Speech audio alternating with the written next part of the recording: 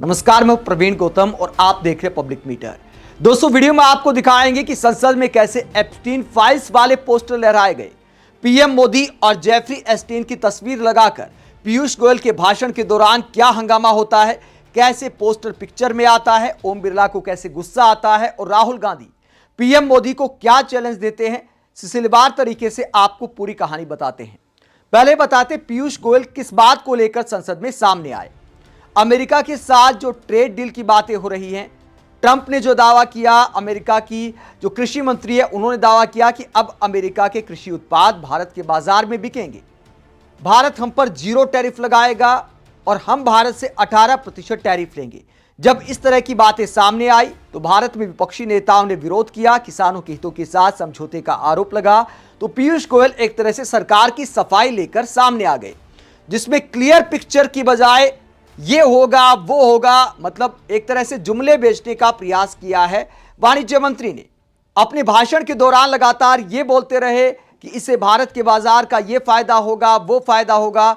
Direct ये नहीं बताया कि अमेरिका के कृषि उत्पाद भारत में किन शर्तों के साथ बिकेंगे, क्या उससे भारत के किसानों का नुकसान नहीं होगा, और नहीं होगा तो क्यों होगा। लॉजिक के साथ अपनी बात सामने रखनी चाहिए थी, लेकिन तमाम सेक्टर को लेकर ऊर्जा क्षेत्र, लघु उद्योग, कृषि उद्योग, सभी सेक्टर्स पर ऊपर की बात करते हुए वाणिज्य मंत्री निकल गए।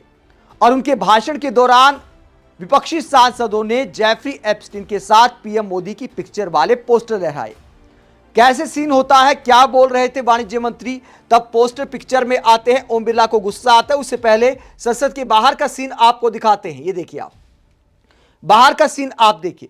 राहुल गांधी और तमाम विपक्षी नेता संसद के प्रांगण में प्रोटेस्ट करते, संसद के गेट पर प्रोटेस्ट करते, क्योंकि 8 कांग्रेस सांसदों को निलंबित कर दिया गया, जिन्होंने राहुल गांधी के साथ नाइंसाफी का आरोप लगाया था। राहुल गांधी के भाषण के दौरान जो पूर्व आर्मी चीफ हैं नराम ने उनकी किताब को कोट करने का जो विवाद हुआ था, जिसकी वजह से राहुल गांधी अपना भाषण पूरा नहीं कर पाए थे। चीन के साथ जो लड़ाई हुई थी उसे लेकर उस किताब को कोट कर रहे थे राहुल गांधी, जिसका अमित शाह ने विरोध किया, राजनाथ सिंह ने विरोध किया, लोकसभा स्पीकर ओम बिरला ने विरोध किया और राहुल गांधी अपना भाषण पूरा नहीं कर पाए। उसके बाद 8 कांग्रेस सांसदों को निलंबित कर दिया गया था। राहुल गांधी सहित तमाम विपक्षी नेता अब पीएम मोदी पर आरोप लगा रहे हैं कि ट्रेड डील अमेरिका के साथ इसलिए लॉक की है पीएम मोदी ने भारत के हितों के साथ समझौता करके, क्योंकि पीएम मोदी डर गए हैं। और 2 पिक्चर यहां पर आपको दिखाई दे रही, ये है जेफरी एप्स्टीन, ये सजा याफ्ता था, जेल में इसकी मौत हो जाती है। अमेरिका में कोर्ट के आदेश पर इसकी फाइलें सार्वजनिक की जा रही हैं। अमेरिका का जेफरी एप्स्टीन एक रैकेट चलाता था, लड़कियों का शोषण करता था और लड़कियां सप्लाई करने का भी काम करता था। इसके क्लाइंट बड़े बड़े उद्योगपति और नेता हुआ करते थे। बदनाम व्यक्ति था, जेल में इसकी मौत हो जाती। उसके बाद कोर्ट के आदेश पर इसकी फाइलें सार्वजनिक की जा रही हैं।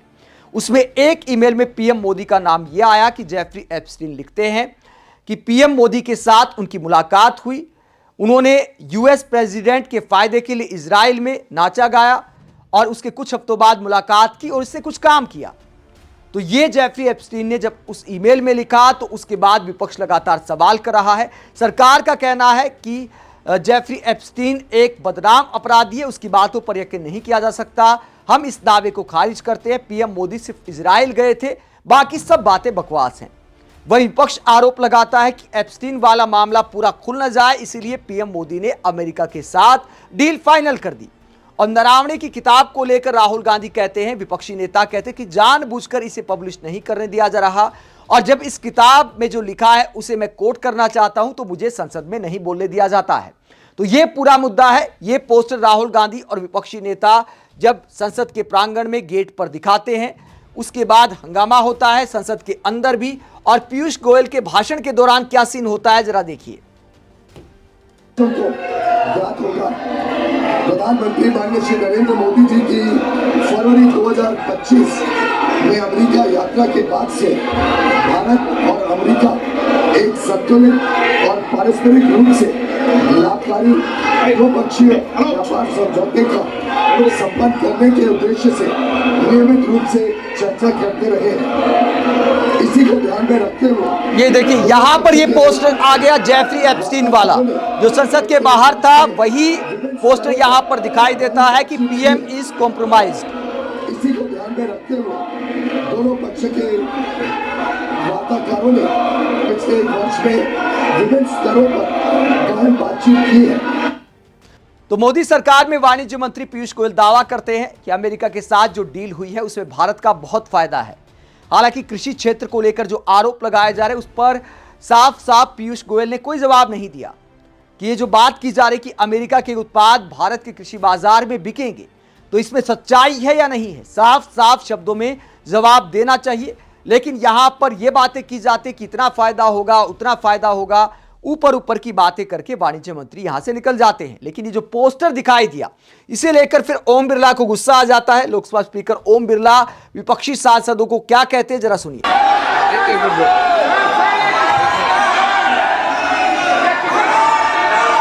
माननीय सदस्यगण, ये सदन देश के लोकतंत्र का उच्च सदन है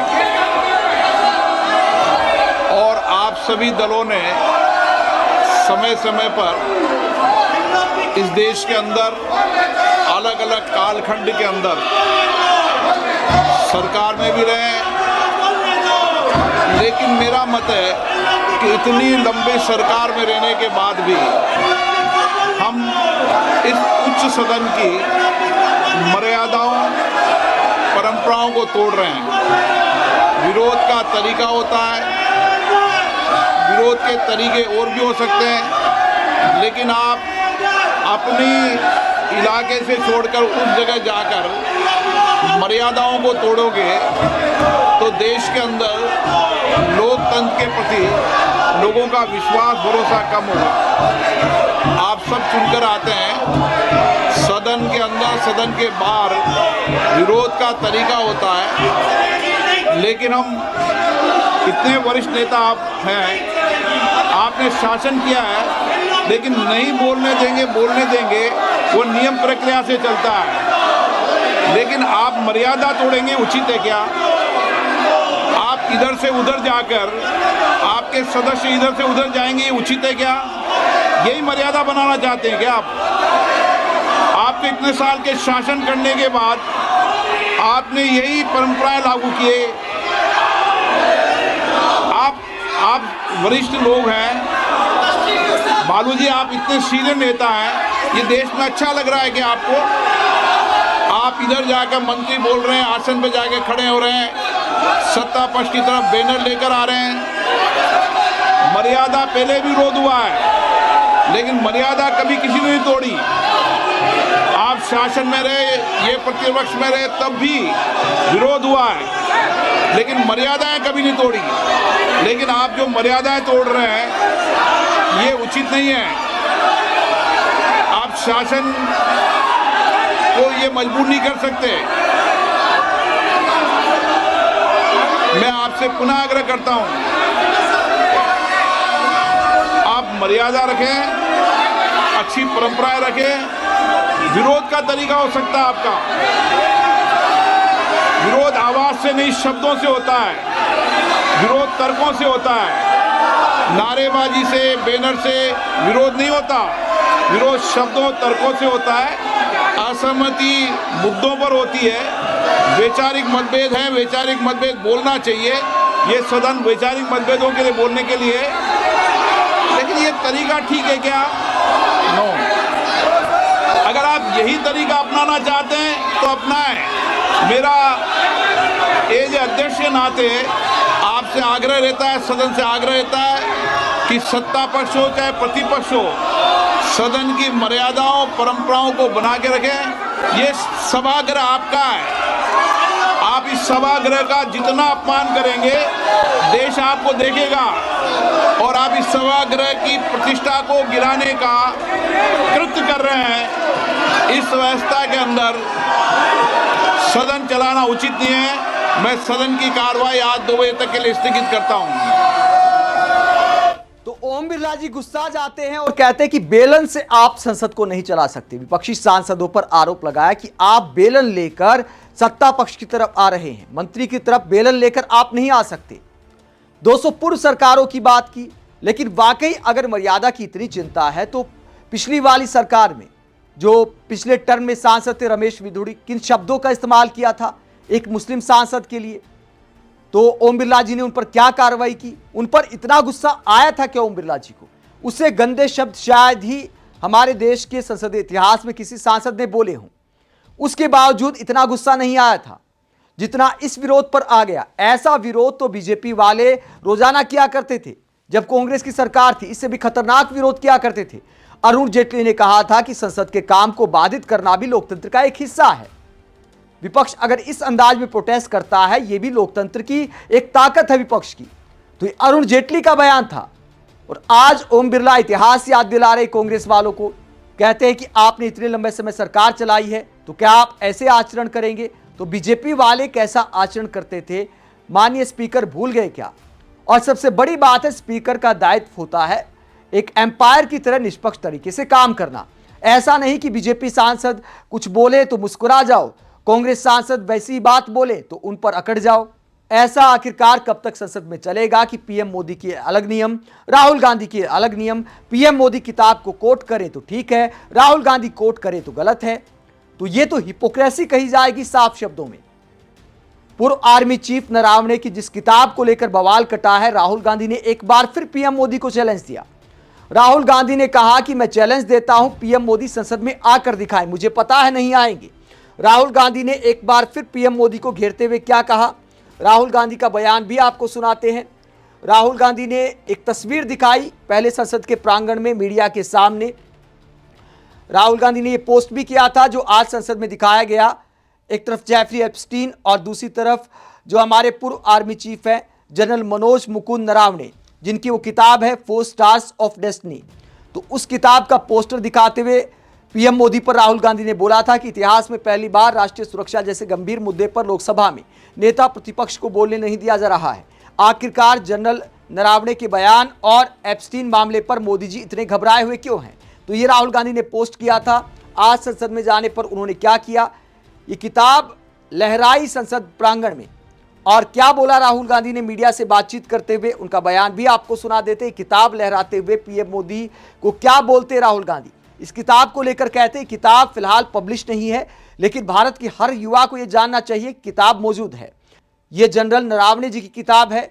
इस किताब में उन्होंने पूरा विवरण लिखा है। लद्दाख में जो कुछ हुआ उसका पूरा ब्यौरा इसमें दर्ज है। मुझे कहा गया कि मैं इस किताब को कोट नहीं कर सकता, लेकिन इसमें सब कुछ साफ साफ लिखा हुआ है। इसमें एक मुख्य पंक्ति है जो प्रधानमंत्री ने कही थी, जो उचित समझो वही करो।